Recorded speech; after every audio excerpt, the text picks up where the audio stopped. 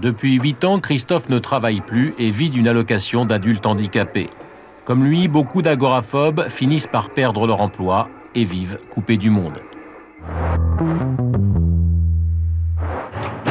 Peur de l'autre, peur du monde, 6 millions de Français souffrent de phobie. Un mal encore méconnu, véritable handicap dans une société où il faut chaque jour être plus performant, savoir bouger, savoir communiquer.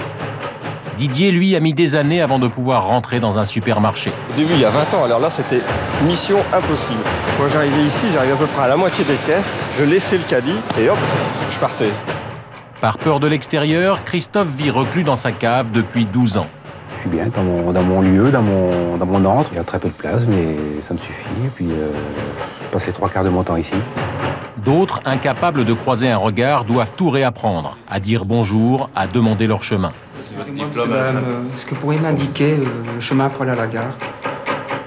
Des angoisses irraisonnées qui n'épargnent pas les enfants. Fabien, lui, un matin, a eu peur de l'école. Des fois, je quittais le cours.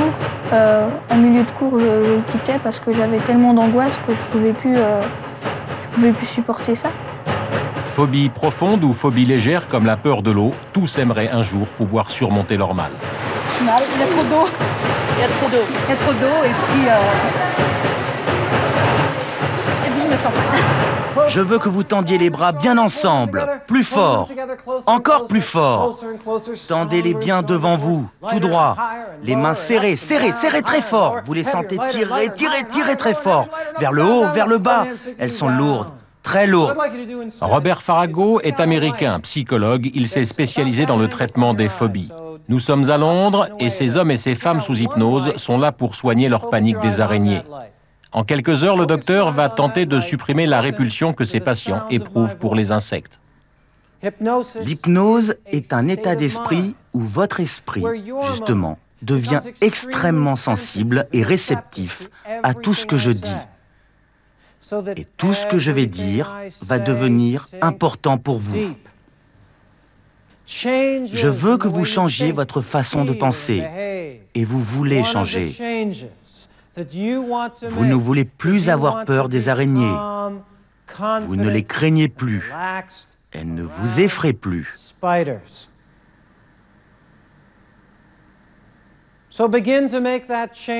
Alors commencez à changer en acceptant cette idée simple. Pensez très fort. Les araignées sont inoffensives. Nicole et Joanne vivent dans la banlieue de Londres. Comme la plupart des Anglaises, elles aiment s'occuper de leur jardin. Un plaisir contrarié par leur peur incontrôlée de la plus petite araignée. Je ne vais jamais au fond du jardin. Avant, cette cabane était plus près de la maison. Et mon mari a dû la changer de place parce que je n'osais jamais passer devant. Il y avait beaucoup trop de coins et de recoins où il y avait des araignées. C'est un coin qu'elles adorent. Mais moi, j'en ai vraiment une peur bleue. Moi, je pars en vacances en Australie. Et là-bas, les araignées sont énormes. J'y suis déjà allée et ça m'a gâché tout mon plaisir. Alors cette fois, j'ai décidé de faire quelque chose pour mieux en profiter. Attention, on y va. 1, 2, 3, 4, 5. Ouvrez les yeux, réveillez-vous. Le stage a lieu au zoo de Londres. À peine sorti de l'hypnose, direction le vivarium où grouillent des araignées du monde entier. C'est l'étape vérité du programme du docteur Farago. Premiers travaux pratiques, approcher de très près les tout petits spécimens. Inimaginables quelques heures auparavant. Période d'observation, le docteur Farago avait raison. Il n'y a pas de quoi avoir peur. Vous voyez, vous êtes tellement à l'aise que vous dansez déjà. Allez-y, on appelle ça la danse des araignées ici. Beaucoup plus fort, la mygale, la reine des films d'épouvante. Et le miracle se produit. Oh, elle est adorable. Vraiment adorable.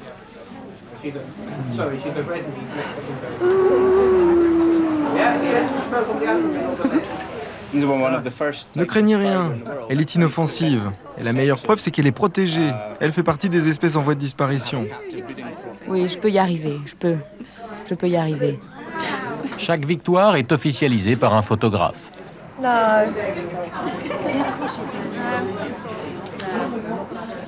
En fait, c'est vraiment tout doux. Non, je la préfère aux petites, je crois. Félicitations. Merci, merci beaucoup. Nicole et Joanne reçoivent un diplôme officiel. Elles ont payé 700 francs, le prix de la délivrance. Vous êtes contente? Oh oui. Avant, j'aurais été incapable de faire ça. Non, vraiment, c'est incroyable. Je suis vraiment, vraiment très contente. Ça va changer votre vie? J'ai hâte de rentrer à la maison pour essayer d'en attraper une et voir si ça marche. La technique que nous utilisons pour les araignées marche pour tous les types de phobies. Contre la peur des serpents, contre la peur des rats, contre le vertige, contre la peur de l'avion. Ça marche pour toutes ces phobies. J'aime pas. Ah, moi, j'aime pas. Pourquoi? Moi, j'aime pas. Parce que moi, je n'aime pas. Elle me tombe dessus. Depuis qu'elle est enfant, Simone a peur de l'eau. Même la douche la terrorise. À 58 ans, elle a décidé de réagir. Depuis un mois, chaque jeudi, elle affronte sa peur grâce à Archimède, une association où l'on apprend petit à petit à découvrir les plaisirs de l'eau. Non, non, là, c'est pas beau. Tout doucement. Tu te lances pas. Non, c'est impeccable. Tu vas comme tu vas, mais tout doucement. Tu n'as pas besoin de te cramponner, ça tient tout seul. Hein. Vas-y, tu regardes ici. Au départ, les gens sont dans une dimension de peur qui est souvent très fantasmatique. Hein. On ne sait pas de quoi on a peur. Ça suffit pour se réconcilier avec l'eau. Une fois qu'on est réconcilié, ben on va aussi loin qu'on veut. Est-ce que vous avez déjà eu des gens qui sont venus et qui avaient vraiment franchement peur de l'eau au point de ne pas pouvoir la toucher ou de ne pas pouvoir rentrer dans l'eau? Oui, il y avait des gens qui viennent, qui font des cauchemars, qui rêvent de l'eau, qui vomissent avant d'arriver, qui sont dans une violence terrible. Ce qui se passe à la limite, c'est que plus la difficulté est grande au départ, plus ces gens vont loin. Parce que c'est tellement difficile le départ est tellement difficile qu'une fois qu'ils ont mis l'énergie au départ, ils vont plus loin que les autres, que les gens qui n'ont jamais eu de difficultés. Après 3 semaines dans le petit bain, Simone va pour la première fois se risquer dans le grand bassin. Une étape psychologique difficile à franchir. Comme toutes les phobies, sa peur de l'eau est irraisonnée et rien ne semble la rassurer, ni l'animatrice, ni la possibilité de se raccrocher au bord. Quand on n'a plus pied, c'est marqué, hein, 1m50 et après il y a la marche. Je sais pas où je vais, mais voilà. On prend l'échelle et on descend. Elle est folle. J'ai pas d'assurance vie. Ah, elle est folle. Je regarde pas qui demande Dieu. Ouais. Quand tu remontes tout doucement pour pas te faire peur. C'était super la descente. Ah oui? Ah bon? Donc tu descends, quand tu veux remonter, tu remontes, mais pas vite. Quand tu vas vite, tu te fais peur. Mais j'avais peur. Oui, mais tu remontes tout doucement, très digne. Hein. Surtout, vous restez très digne tout le temps, non, hein. Pas de panique. Je peux pas être digne là. On va le dire, hein. Tout à l'heure, j'aurais dit de... Déjà, j'en ai pas de cœur. Ouais. Comment vous vous sentez? Très mal. Très mal. Très mal, pourquoi? Mal. Il y a trop d'eau. Il y a trop d'eau. Il y a trop d'eau et puis je me sens mal. Pourtant, vous avez réussi, là, hein? Non. Non. Elle me tient, elle m'aide, mais sinon... Je te tiens pas, je te touche.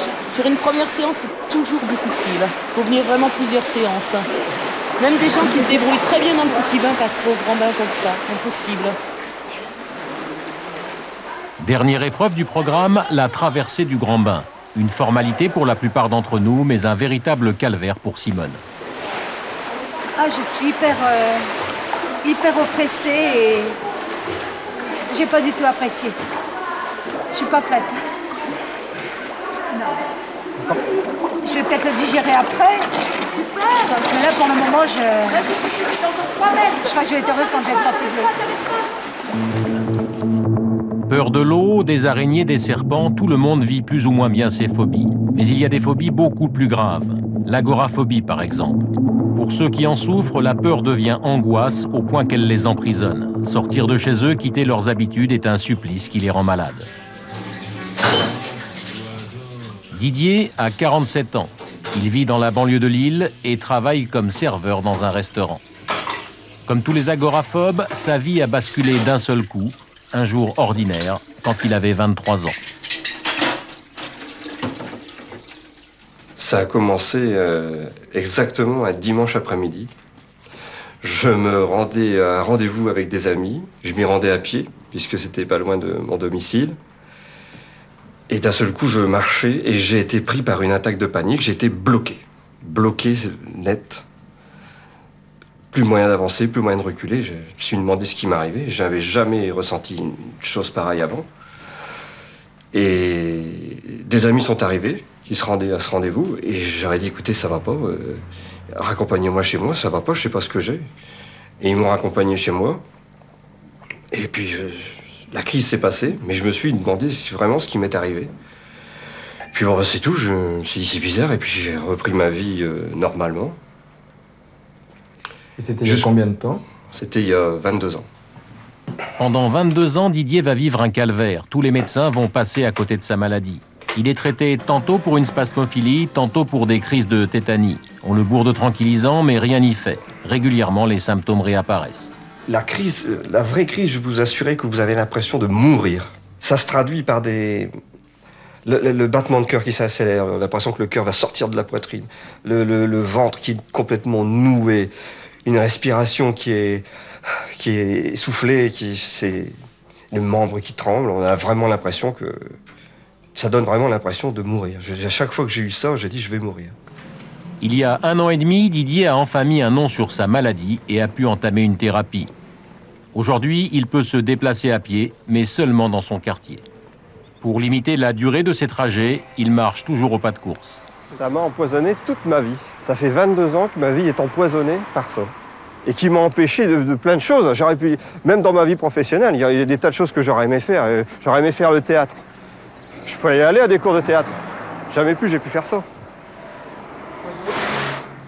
D'autres choses, l'informatique, je suis un passionné d'informatique aussi, ça me passionne, j'aimerais bien. Mais il faut faire des cours près de chez moi. S'il y avait des cours près de chez moi. Mais là, tout. Les concerts, je peux pas aller aux concerts. Là, je vais voir Michel Jonas, ben, heureusement que quelqu'un m'accompagne, quoi. Autrement, tout ça, je peux pas y aller. Je dirais que c'est ici le point de départ de ma maladie. Ça, cette porte, je peux pas vous expliquer combien de temps j'ai mis avant de réussir à la franchir de l'autre côté. J'ai mis au moins 3 mois avant de pouvoir partir, pouvoir franchir cette porte. Autrement, là, j'avais une barrière. Pendant toutes ces années, incapable de vivre seul, Didier a vécu ici, dans l'appartement de sa mère. Il était là en haut de l'escalier et puis il dit non, ça va pas, ça va pas. Et puis pof, faut rentrer. Après, quand tu as su descendre, hein, quand tu as su descendre l'escalier, enfin, jusque l'ascenseur, là, bon, on était en bas, mais c'était pas encore ça pour sortir, hein, il a fallu s'y reprendre à plusieurs fois. Et après, quand il est sorti, quand il a réussi à sortir, là, alors c'était des... Et il était là qui marchait, et puis il disait, regarde, je marche comme un petit vieux, il faisait des petits pas, ouais. Oh là là. Un peu comme un enfant qui apprend à marcher, il n'ose pas se lancer. Malgré son handicap, Didier n'a jamais cessé de travailler, mais pendant 22 ans, sa mère a dû l'accompagner tous les matins. Le soir, elle venait le rechercher. Premier résultat spectaculaire de sa thérapie, Didier peut enfin faire ses courses au supermarché. Le supermarché, c'était surtout ça, ma grande hantise. Hein. La panique montait, je laissais les trucs, les courses, là, et hop, je partais. Alors là, même avec une pièce 10 francs dans le caddie, je partais. Hein. Ça, c'est sûr, assez clair et net. Alors maintenant, j'arrive à le faire accompagner. Assez, je me dirais que je le fais à peu près normalement. Mais alors, seul, c'est encore galère. Hein. Là, vous ne devriez pas ici.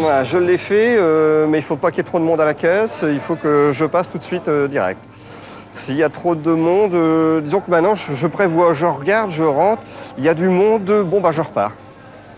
Par contre, je rentre, je vois qu'il n'y a pas de monde, je vais directement où je dois aller, et hop, j'arrive à la caisse, je paye, je m'en vais. Hop, voilà.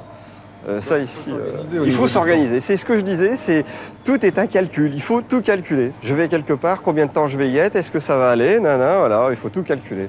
Il y a rien n'est fait. Je peux rien faire comme ça, dire ah bah oui, je peux pas improviser. Il faut que je calcule tout. Didier n'est pas un cas isolé. À Lille, tous les samedis, il retrouve d'autres agoraphobes au sein d'une association, Mediagora. On y vient en famille ou avec des amis. Ici, le combat individuel devient un combat collectif, avec l'espoir de faire mieux reconnaître la maladie. Il faut qu'on soit atrophié. Quelqu'un qui a un œil en moins, et on dit bah oui, lui, il y a un problème. Faut que ça se voit. Mais autrement, bah voilà. Mais autrement, si on est apparemment normaux, ou enfin bref, et puis bah non, ça va pas. Mais il rigole tout le temps. Bah oui, mais je te dis qu'il arrive pas. Mais oui, mais toi, tu rigoles, enfin, il sait tout faire, regarde bien, tout va bien, il arrête pas de déconner. Mais non, je te dis, s'il prend pas sa voiture, il va pas aller avec sa voiture. Il joue la comédie. Mais non. Non, mais c'est ça, et on se fait passer pour des tirs au flanc, alors que c'est pas vrai. Peut-être intellectuellement, bon, on pourrait se dire, bon, pourquoi je suis comme ça, Mais bon, actuellement, quand on est comme ça, il y a des symptômes. Et il est intéressant de travailler, si tu veux, sur le problème. Bon, le fait de savoir pourquoi on a ces problèmes, bon, c'est intéressant, bien sûr, mais je dirais que dans la mesure où après on a travaillé sur le symptôme, bon, qu'est-ce que ça va nous avoir apporté de plus de savoir que c'est parce qu'on a eu des soucis étant enfant, qu'on a peut-être été mal aimé, etc. On ne refera pas l'histoire. On fera pas l'histoire, si tu veux. On a tous beaucoup de choses à faire et si on est bloqué chez soi, que ce soit pour une phobie sociale ou une agoraphobie, c'est vraiment embêtant. Alors qu'on sait qu'aujourd'hui, il y a des thérapies qui sont efficaces en plusieurs mois, c'est pas la peine de s'en priver. Vous allez accélérer votre marche. Après chaque réunion, grâce au théâtre et à l'expression corporelle, les agoraphobes apprennent à se sentir plus à l'aise. Concentrez-vous bien sur vos pieds. Jouez. J'ai acheté des pommes ce matin. J'ai acheté des pommes ce matin. J'ai acheté des pommes. C'est vraiment... si, c'est bien. Mais ça fait du bien. Et surtout, je veux dire, avec le mal que nous avons, nous, agoraphobes, ça nous permet d'être à un moment normal, d'être comme tout le monde. C'est-à-dire que, bon, bah, il y a des tas de gens qui font du théâtre et que tout le monde n'est pas agoraphobe. Pour Didier, la rémission semble bien engagée. Mais il y a les autres. Ceux qui ne veulent pas ou ceux qui ne peuvent pas affronter une thérapie. Sans contact physique avec le monde extérieur, leur univers se limite aux 4 murs d'une pièce. C'est le cas de Christophe, 49 ans, marié et père de 2 enfants, agoraphobe depuis plus de 15 ans. Il ne sort pratiquement plus jamais de sa cave. Son principal lien avec l'extérieur, les radioamateurs avec lesquels il est en contact. Moi, je vivais, quand j'étais à Paris, je rentrais là quelquefois le dimanche, je vivais avec mon père, ma mère est décédée quand j'étais jeune. J'avais quoi m'occuper? Rien. Mes affaires, où je vivais avec mon père, très peu de choses. Bon, je me suis marié, on n'avait qu'un appartement, un premier enfant. L'appartement était un peu petit, on a acheté la maison. Et puis, un deuxième enfant est arrivé. Et moi, je suis assez perfectionniste, si vous voulez. Donc, la maison, qui dit maison, dit entretien, dit peinture, dit jardin, dit... et beaucoup de choses. Et ça a été un peu trop. Moi qui vivais chez mon père avec vraiment très peu de soucis, très peu de contraintes, me retrouver seul face à entretien de maison et tout ça. Donc ça fait beaucoup de choses. Et puis on s'aperçoit pas, si vous voulez, mais on descend tout doucement. Et c'est là que ça se déclenche, si vous voulez. Christophe a aménagé sa vie en fonction de sa maladie. Lorsqu'il doit s'équiper en matériel, il passe ses commandes par correspondance. Il limite au maximum ses sorties. Il ne voit sa femme et ses enfants qu'à l'heure du dîner et à l'heure du coucher. Christophe a pris son parti de l'agoraphobie. Je vis dans ma bulle, si vous voulez. Moi, j'ai eu la chance que ma femme me comprenne. Hein, et puis m'aide beaucoup. Combien de fois partir ensemble en voiture, et puis au bout de 10 km, demi-tour. Hein, vous savez, pour l'épouse, c'est pas marrant. Hein. Je ne dis pas que j'ai arrêté de lutter, mais il faut bien vous dire que Les psychiatres, ce sont des gens qui ne se déplacent pas. Alors on me dit, allez voir tel psychiatre, il est très bien, boulevard de la Liberté à Lille. Comment voulez-vous que j'aille boulevard de la Liberté à Lille? C'est pratiquement impossible en pleine circulation. Alors, j'irai une fois, accompagné. Bon, j'irai une fois. J'irai une deuxième fois accompagné. Mais un psychiatre, il faut bien vous dire que c'est un suivi. C'est pas 2 fois, c'est 10 fois, c'est 1 an, c'est 1 an pendant tous les 15 jours. Depuis 8 ans, Christophe ne travaille plus et vit d'une allocation d'adulte handicapé. Comme lui, beaucoup d'agoraphobes finissent par perdre leur emploi et vivent coupés du monde. Pour leur venir en aide, quelques hôpitaux ont ouvert des structures spécialisées. Au CHU de Lille, on soigne toutes les formes de phobie et notamment les phobies sociales. Les patients du docteur Servant souffrent tous de la même peur, être confrontés au regard des autres. Donc on va revoir peut-être aujourd'hui les situations de cette semaine. Et si vous avez été confronté à des situations difficiles. J'ai éprouvé, toujours dans ma profession, une difficulté face à une personne assez virulente, quoi. Et ça, il y a encore du travail, quoi. Mais je crois que je pourrais y faire face d'ici quelques semaines. Incapable de maîtriser les situations les plus simples de la vie quotidienne, on essaye à huis clos de réapprendre aux malades, à travers des jeux de rôle, le b.a.-ba de la vie sociale. On y va? À vous maintenant de faire cette demande. Donc vous êtes là. Vous discutez tous les deux. Et puis, vous allez faire Excusez-moi, monsieur, est-ce que vous pourriez m'indiquer le chemin pour aller à la gare? Alors la gare, attendez, je réfléchis pour... J'ai pas un bon sens de l'orientation, mais je vais essayer de vous expliquer. Alors, très bien. Ça vous semble difficile? Que ressentez-vous? C'est pas vraiment... Ça m'a jamais apporté de difficulté, ce genre de choses. Je les vois pour la dernière fois, certainement. Alors... Donc ils peuvent pas vous juger ou... Voilà, même s'ils me jugent, après, bon, ça n'a aucune conséquence. Dernier point que nous devons, prévu de voir aujourd'hui, qui est le compliment. Tiens, bonjour Gérard. Je tiens à te remercier pour ta soirée de la semaine dernière. Hein. C'était super bien. Ah, t'as trouvé ça Il y a longtemps bien? que je n'avais pas participé à une soirée comme ça. J'espère que tu auras l'occasion de refaire des soirées comme ça. Hein. Ah bah je penserai à toi. Là, en fait, on a travaillé à une situation où on devait faire un compliment à quelqu'un ou accepter le compliment. Donc c'est des situations assez difficiles parce qu'il y a beaucoup d'affect, c'est beaucoup plus difficile. Donc on apprend, on s'entraîne un peu à recevoir le compliment, quoi. Et c'est vrai qu'au fur et à mesure des séances, on voit quand même une évolution. Je suis un peu surpris de mon aisance quand même à m'exprimer au sein du groupe. Et franchement, là, je suis un peu étonné.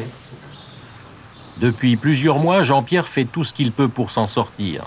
Sa peur, il la vit tous les jours au travail. Employé d'un service après-vente, il est en contact permanent avec le public. Qu'un client hausse le ton et il perd tous ses moyens.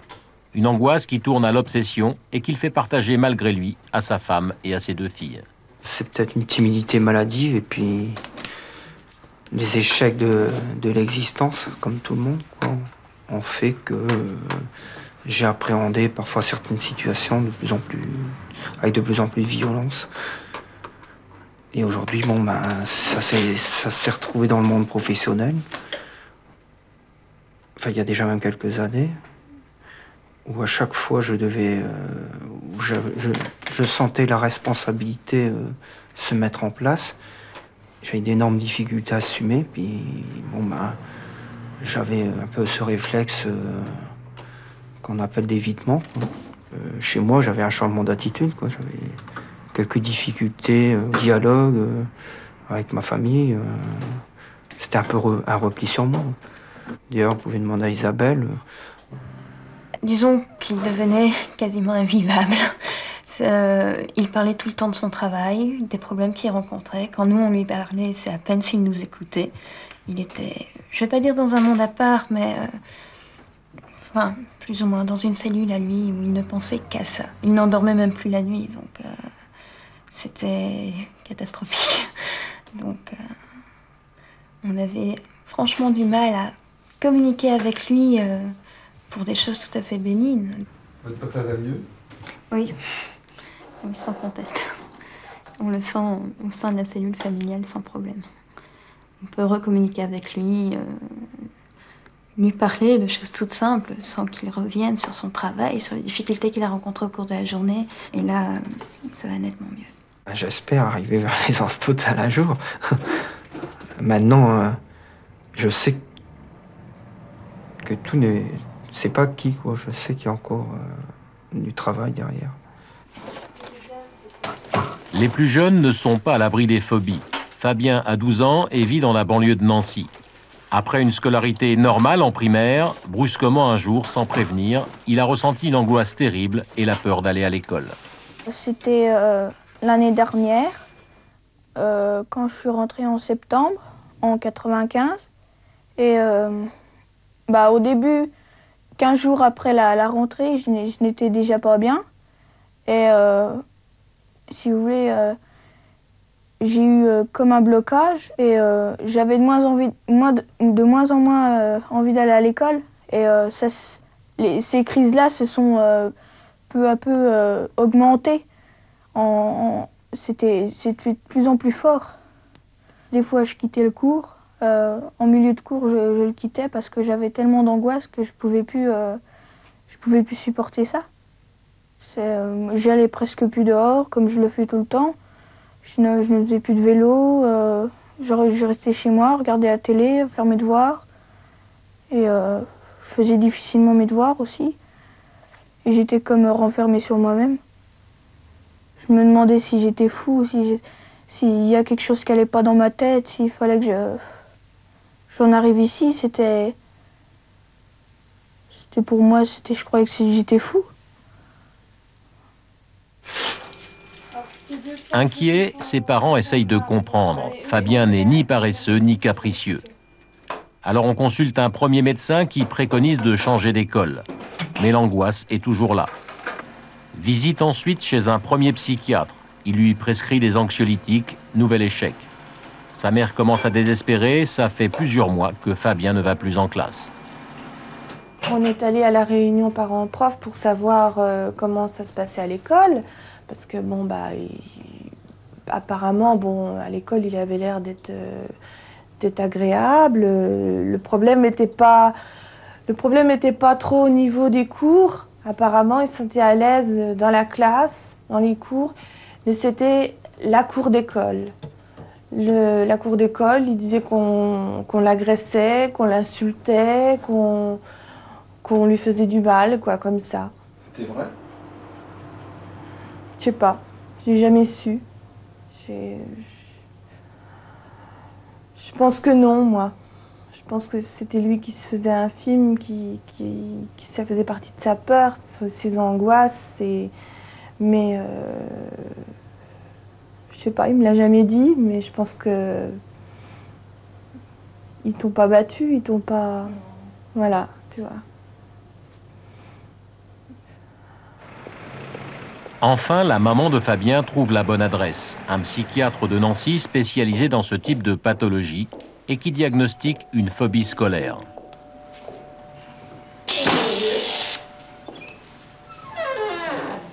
Elles étaient composées de quoi, ces angoisses? Comment ça se répercutait sur toi?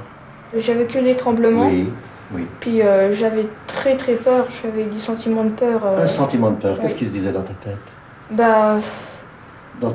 Je me disais, j'ai peur, je veux pas y aller. Je veux pas y aller. Ou je peux pas y aller. Ou je ne peux pas y aller. Tu ne peux plus aller à l'école. Non. Et maintenant, où en es-tu? Maintenant c'est impeccable, je peux y aller. C'est-à-dire? Je rentre sans problème à l'école. Tu rentres sans problème? Oui. Je passe la grille, c'est bon. Oui. C'est naturel pour moi. C'est naturel, oui. Ça c'est important. Oui. Après 8 séances de psychothérapie, Fabien oublie petit à petit ses angoisses. Il fait moins de cauchemars, retrouve son équilibre et retourne progressivement en classe. Aujourd'hui, la phobie scolaire n'est plus qu'un mauvais souvenir. Fabien est à nouveau un élève comme les autres, il a simplement redoublé sa 6e. Parce qu'elles sont trop peu connues, les phobies posent encore beaucoup de questions sans réponse. En France, nombreux sont ceux qui en souffrent sans le savoir. Pourtant, quand elles sont diagnostiquées, elles peuvent être guéries. Reste alors, même pour ceux qui s'en sortent, comme Fabien et sa mère, le souvenir d'un cauchemar. Ça a été très dur. On s'est battus, on s'est vraiment battus, quoi, tous les deux. Hein, enfin, tous, je crois, tous ensemble. Jusqu'à épuisement. Mais c'était... Ça valait le coup. Oui. Hein? Oui. Il y a peut-être des choses aussi plus fortes qui se sont liées entre nous aussi. Parce qu'il avait des moments où il était mal, il y avait des moments où ça n'allait pas bien. Et je lui ai dit des je t'aime comme on ne peut pas dire, quoi. C'était... Je lui disais sans arrêt pour qu'il tienne le coup, pour l'encourager à vivre et à se battre.